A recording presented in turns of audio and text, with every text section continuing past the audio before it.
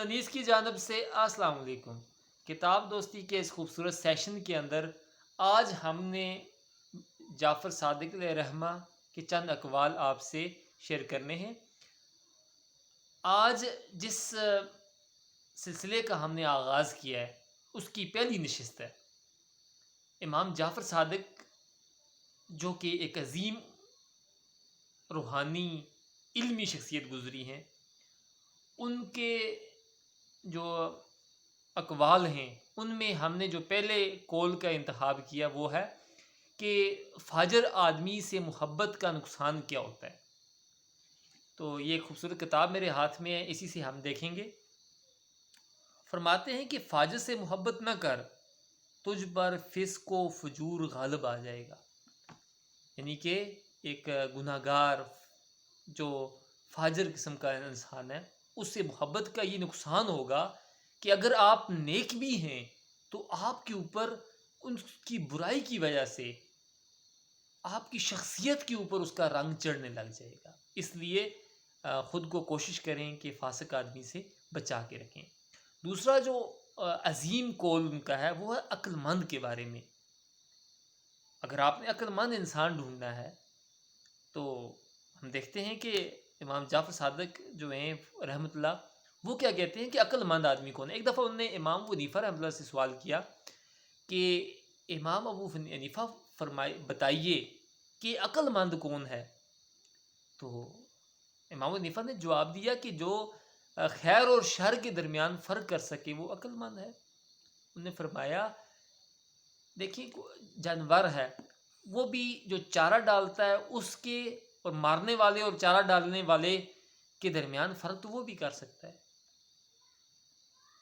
اب انہوں نے فرمایا کہ آپ کے نزدیک عقل مند کون ہے۔ انہوں نے فرمایا، امام فرماتے ہیں امام جعفر صادق رحمہ کہ میرے نزدیک ہر وہ شخص عقل مند ہے جو دو خیر اور دو شر کے درمیان فرق کرنا جانے۔ وہ لکھتے ہیں کہ خیر میں خیر الخیر کو اختیار کرے اور شر میں خیر و شرین کو پسند کرے تو وہ شخص کیا ہوگا؟ عقل مند ہوگا۔ ایک اور جگہ اپنے دشمن کے بارے میں انہوں نے فرمایا تھا کہ آدمی کی نیک بختی یہ بھی ہے کہ اس کا دشمن عقل مند ہو۔ تو یہ تھا عقل مند کے بارے میں ان کا بڑا ہی خوبصورت سنہری قول۔ میں خود یہی سمجھتا تھا کہ جو خیر و شر کے درمیان فرق کرے وہ عقل مند ہوگا، لیکن میری جو نقطہ نظر ہے وہ عقل مند انسان کے بارے میں اس قول کے بعد تبدیل ہوا۔ اب تیسرا جو عظیم قول ہے ان کا وہ ہے کس کے حوالے سے کہ آسان کام کون سا ہے اور مشکل کام کون سا ہے۔ ہم دیکھیں بحیثیت انسان گناہ بھی ہو جاتے ہیں، انسان سے، مجھ سے، آپ سب لوگوں سے گناہ ہو جاتے ہیں، لیکن پھر ہم اس کے بعد اللہ تعالیٰ نے دروازہ رکھا ہوا توبہ کا جو کھلا ہوا ہے، تو ہم توبہ کر لیتے ہیں، اللہ تعالیٰ ہماری توبہ کو قبول فرماتے ہیں۔ وہ اس حوالے سے لکھتے ہیں کہ توبہ کرنی بہت آسان ہے لیکن گناہ کو ترک کر دینا بہت مشکل۔ تو واقعی ایسا ہوتا ہے کہ ہم توبہ کرنے کے بعد دوبارہ پھر وہی کام کرتے ہیں، دہراتے ہیں بار بار اس کام کو۔ تو کوشش کرنی چاہیے کہ ہم توبہ کریں، اس کے بعد اس کام کو ترک کریں۔ اگلا جو انقلابی قول ہے ان کا وہ ہے کہ فضیلت اور سلامتی ان دو کے درمیان فرق بتایا۔ انہوں نے کہا کہ بے شک فضیلت اگرچہ جماعت میں ہے لیکن سلامتی گوشہ نشینی میں ہے۔ کچھ لوگ تنہائی پسند ہوتے ہیں، کوئی جماعت کے ساتھ اپنے آپ کو اٹیچ رکھتے ہیں۔ انہوں نے کہا بے شک فضیلت یہی ہے کہ تم جماعت کے ساتھ رہو، لیکن سلامتی کس میں ہے؟ گوشہ نشینی میں ہے۔ تو ایک انسان کے اندر بوقت ضرورت دونوں کوالٹیز موجود ہونی چاہیے۔ کس وقت جماعت کے ساتھ رہنا ہے، لوگوں کی سوسائٹی کے ساتھ رہنا ہے، اور کس وقت گوشہ نشینی تنہائی اختیار کرنی ہے۔ تو یہ بھی ایک عظیم قول تھا ان کا۔ پھر آگے وہ کہتے ہیں کہ مصیبت کے وقت، اب مصیبت آ گئی ہے، کچھ لوگ جا کے پریشانی ہے سو جاتے ہیں، کچھ لوگ یعنی کہ وہ جگہ چھوڑ کے کہیں آؤٹنگ کے لیے نکل جاتے ہیں، کوئی کیا۔ اب اس حوالے سے ان کا ایک زبردست قول جو رہنمائی کرتا ہے ہماری، وہ کہتے ہیں کہ مصیبت میں آرام کی تلاش مصیبت کو ترقی دیتی ہے۔ اب مصیبت کے اندر، پریشانی کے اندر جو شخص آرام کی خواہش کرے گا، اس کا مطلب ہے کہ اس کی مصیبت کے اندر ترقی آئے گی، بجائے اس کے کہ وہ آرام کی خواہش کرے مصیبت میں، بلکہ اس مصیبت سے چھٹکارے کے حل ڈھونڈے، اس کے لیے کوشش کرے، تو وہ مصیبت جاتی رہے گی اس سے۔ تو بڑا ہی امیزنگ قسم کا یہ کول مجھے بہت پسند آیا۔ اس کے علاوہ سخاوت کے حوالے سے ہم تو یہ کہتے ہیں نا، کوئی جو پیسے لگاتا ہے، غریبوں کے اوپر خرچ کرتا ہے اور دولت نچھاور کر دیتا ہے، کھانے کھلاتا ہے، کپڑے لے لے کے دیتا ہے، وہی سخی ہے۔ لیکن اس بک کے اندر ان کا ایک عظیم کول موجود ہے جو ایک اور ڈائریکشن میں ہماری کیا کرتا ہے، رہنمائی کرتا ہے۔ وہ سخاوت کے بارے میں فرماتے ہیں، دوسروں کے مال کی طمع نہ کرنا بھی داخل سخاوت ہے۔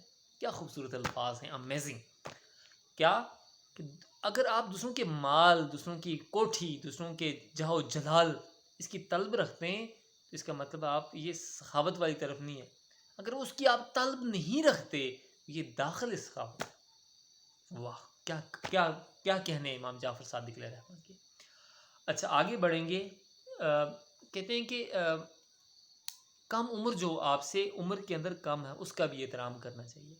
اب کیا سوچ کے احترام کریں ہم اس کا، کہ اس کے حوالے سے لکھتے ہیں، کم عمر والے کے گناہ اپنے سے کم جان کر اس کی عزت کریں۔ ظاہر سی بات ہے، وہ عمر کے اندر اگر کم ہے آپ سے، یہ سوچ لیں کہ آپ بڑے ہو چکے ہیں، آپ کے گناہ بھی بڑے ہیں، زیادہ ہیں، اس کے گناہ آپ سے کم ہوں گے۔ تو اس بات کو ذہن میں رکھتے ہوئے آپ اس کے احترام میں کھڑے ہو جائیں یا اس کا احترام کریں کہ اس کے گناہ آپ سے کم ہیں۔ تو یہ تقویٰ ان لوگوں کی عظمت کی، یعنی کہ تقویٰ ان کا ایسا تھا کہ وہ ہر ایک چیز کے اندر اللہ تعالیٰ کی رضا ڈھونڈنے والے عظیم لوگ تھے۔ تو اللہ تعالیٰ ہمیں بھی سعادت عطا فرمائے کہ ہم بھی اللہ تعالیٰ کی رضا کے متلاشی بن سکیں۔ تو صبر کے بارے میں اگلا کول ہے ان کا، 2 کول اور ہم آپ سے شیئر کریں گے، کہ شکایت کا ترک کر دینا بھی صبر ہے۔